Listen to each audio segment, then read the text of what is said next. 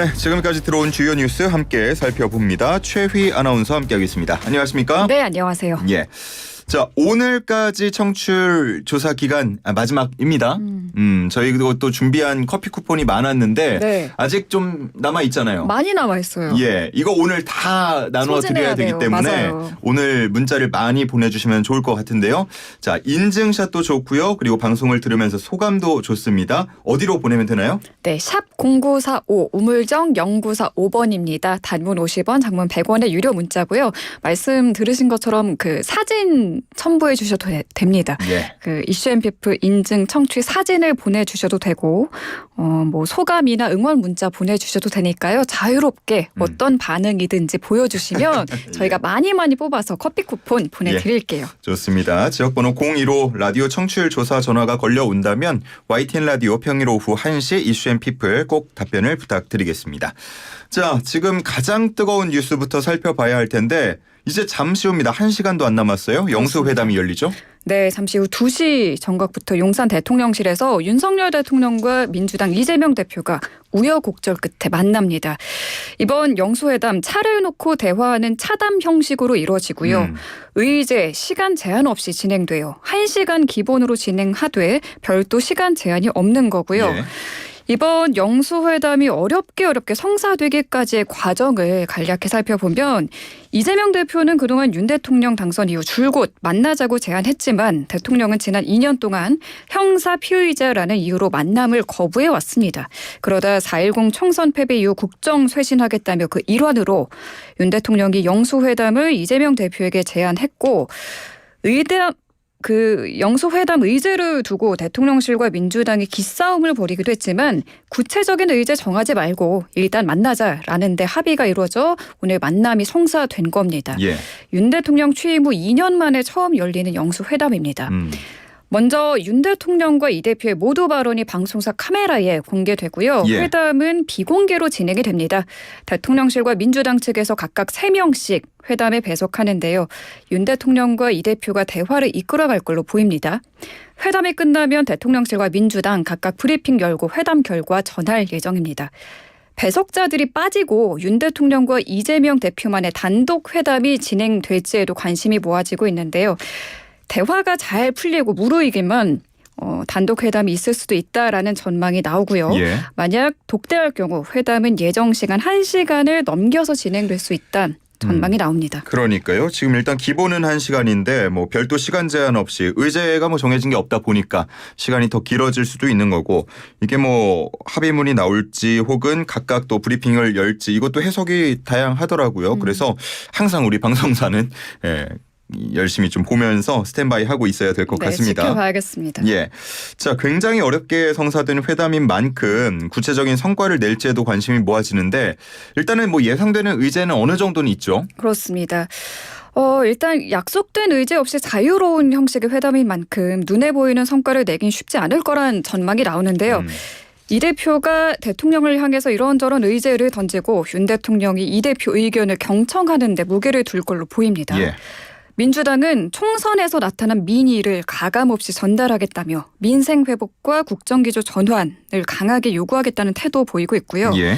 대통령실은 기본적으로 가감없이 듣겠다라는 입장인데 당장 시급한 건 민생 문제다. 민생 문제에 집중하겠다는 뜻 보였습니다. 양측이 이렇게 민생을 위해 만나겠다는 공감대 만들어져 있는 상태입니다. 예.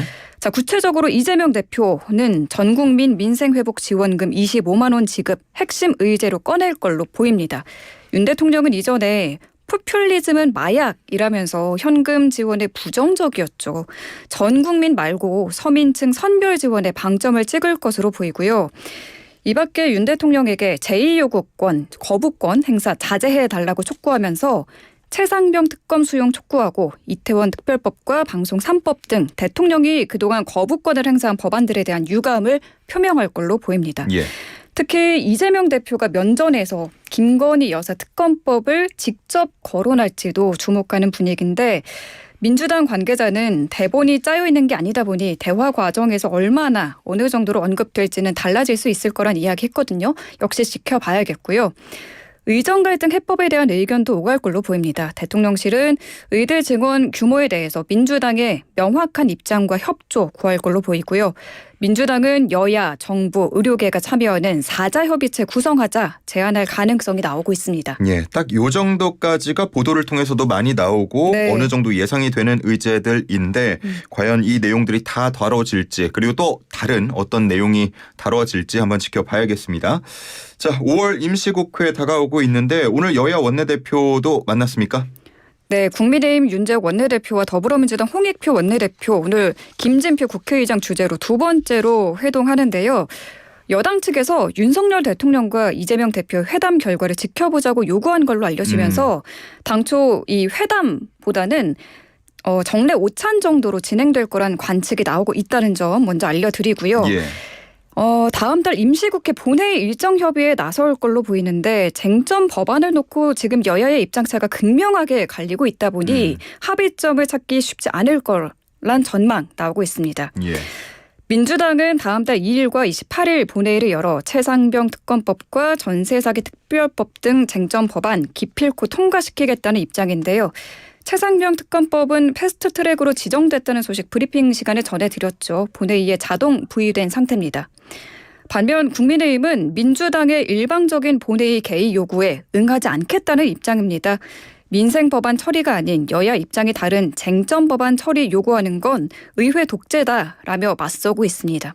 이렇게 여야가 강대강 대치 이어가면서 21대 국회에서 민생 법안 통과도 쉽지 않을 걸로 보이는데요. 다만 잠시 후 열릴 영수회담을 계기로 대치 전국의 실마리가 풀릴 수 있지 않을까 하는 여야 협상의 변수로 꼽힙니다. 예, 어쨌든 오늘 또 잠시 후에 영수회담이 이루어지다 보니까 원내대표 간 회담에서 다른 목소리가 나오면 안 되기 때문에 이 부분을 결과를 지켜보고 다시 한번 자리를 가질 걸로 보이고요. 영수회담에서 분위기가 좀 순조롭게 진행이 된다면 이 원내대표 만남도 굉장히 좀 속도를 낼 것 같고 그렇지 네. 않다면 또 다시 강대강 대치가 이어질지 이런 생각도 듭니다. 네. 자, 여당 쪽 좀 살펴봐야 할 텐데 오전에 열린 당선인 총회에서 새 비대위원장이 지명됐다고요? 네, 구인난 끝에 국민의힘 비상대책위원장에 당 원로인 황우여 전 의원이 지명됐습니다. 오늘 세 번째로 열린 비공개 당선인 총회에서 국민의힘 윤재욱 원내대표 겸 권한대행이 발표했고요. 4.10 총선 참패 이후 19일 만이자 한동훈 전 비상대책위원장이 총선 다음 날 사퇴한 뒤 18일 만에 차기 비대위원장이 지명된 겁니다. 예. 윤 원내대표는 황우여 전 의원을 선임한 이유로 공정하게 전당대회를 관리할 수 있는 분이자 당과 정치를 잘 아시는 분, 당의 대표로서 덕망과 신망을 받을 수 있는 세 가지 기준으로 후보를 물색했다라고 말했습니다. 황우여 전 의원은 앞으로 약 2달 동안 새 당대표 선출을 위한 전당대회 관리하고요. 당원 투표 100%로 당대표를 선출하는 현 규정에 대한 당내 의견을 조율하는 임무를 맡게 됩니다. 예, 과연 누가 될지에도 관심이 상당히 많이 쏠렸었는데 황우여 전 의원이 지명됐다는 소식 짚어봤습니다. 의정 갈등 상황도 한번 살펴봐야 할 텐데 병원들 휴진 소식이 나오고 있습니다. 그렇습니다. 전국의 의대 교수들 정기적인 주 1회 휴진을 선언하면서 정부를 압박하는 모습 보이고 있습니다. 강경파인 임현택 차기 의협 회장은 휴진을 선언하면서 정부의 의대 증원 전면 백지화 다시 한번 요구했습니다. 정부가 2,000명 의대 증원 발표 필수 의료 패키지 정책을 백지화한 다음에야 의료계는 원점에서 논의를 시작할 수 있다는 입장을 분명하게 밝힌다. 그렇지 않고서는 의료계는 어떠한 협상에도 응하지 않을 것이라고 말했습니다. 당장 이번 주부터 주 1회 휴진에 들어가는 병원은 빅5로 불리는 서울 시내 대형 병원입니다. 서울대병원과 세브란스병원은 화요일인 1월 30일, 네. 서울 아산병원과 서울 성모병원은 금요일인 5월 3일에 각각 휴진하고요. 삼성 서울병원 교수들은 진료와 수술이 없는 날을 골라서 하루 쉬기로 했습니다. 이게 각 의대 교수 비대위 차원의 결정이고 각 교수들이 자율적으로 휴진에 동참할지 여부를 선택합니다.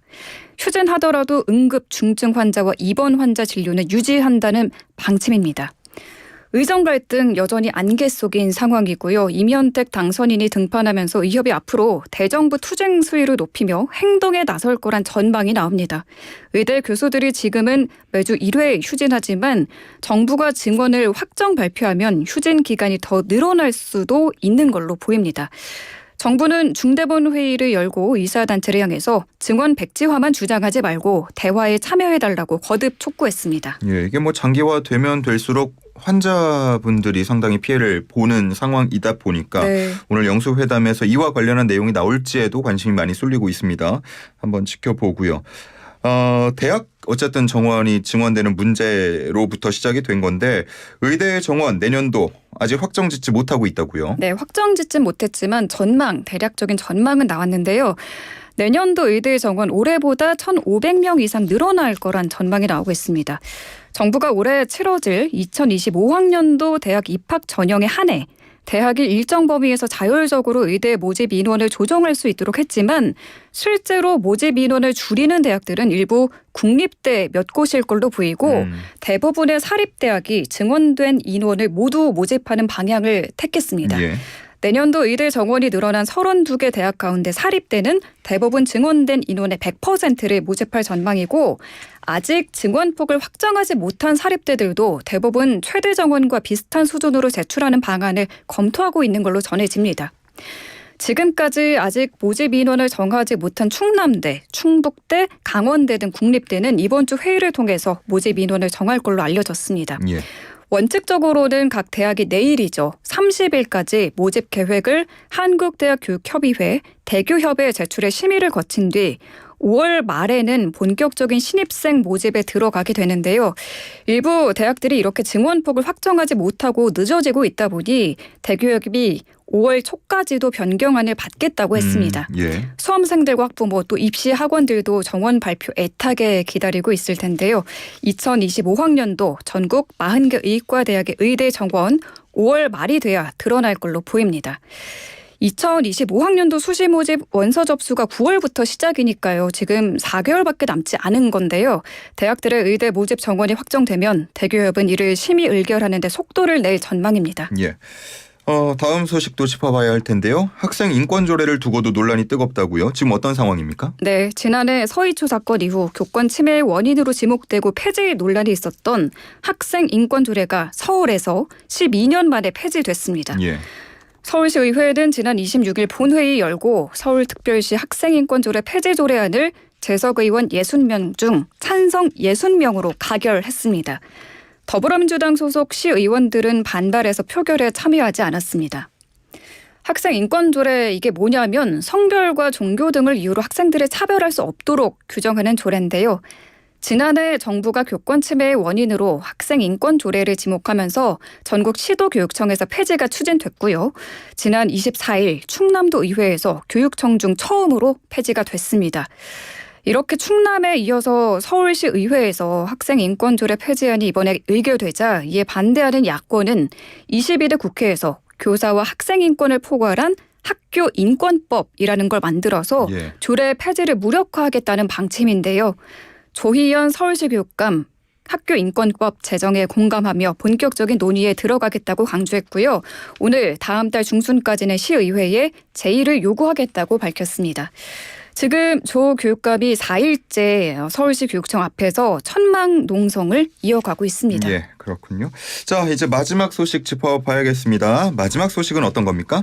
네, 현홍앵커 엔잡러 들어보셨어요? 들어봤죠. 네. 여러 개 이제 본업도 있고 또 부업도 하는. 맞습니다. 예. 정확합니다. 본업이 있고 1개 이상의 부업을 하는 사람들을 엔잡러라고 하는데요. 그렇죠. 이제는 이 엔잡러라는 용어가 새롭지 않을 정도로 엔잡하는 분들 쉽게 많이 볼 수 있는데요. 최근 이 엔잡러가 청년층과 40대를 중심으로 빠르게 증가하고 있다는 소식입니다. 어허. 일단 전체 엔잡러가 얼마나 늘었냐면 통계청의 경제활동 인구조사 결과입니다. 올해 1분기 부업을 한 적이 있는 취업자가 월 평균 55만 2천 명으로 나타났는데 지난해 같은 분기 45만 1,000명보다 22.4% 증가한 겁니다.